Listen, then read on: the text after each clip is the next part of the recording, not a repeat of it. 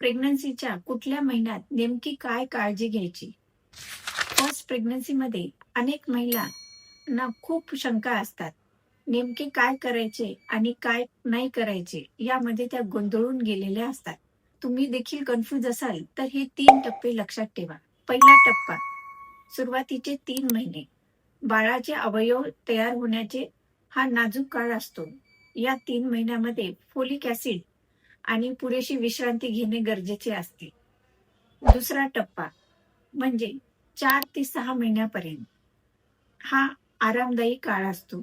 यामध्ये iron, calcium, नियमित आहार आणि योग्य व्यायाम आणि योग्य तपासण्या केल्या पाहिजे. तिसरा टप्पा, शेवटचे 3 महिने.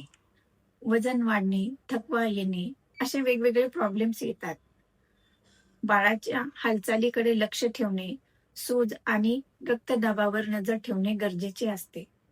आणि या महिन्यामध्ये डिलिव्हरीची तयारी सुरू होते. प्रत्येक टप्प्याची काळजी वेगळी आणि नियमित तपासणी हाच यातील एक सुरक्षित मार्ग आहे.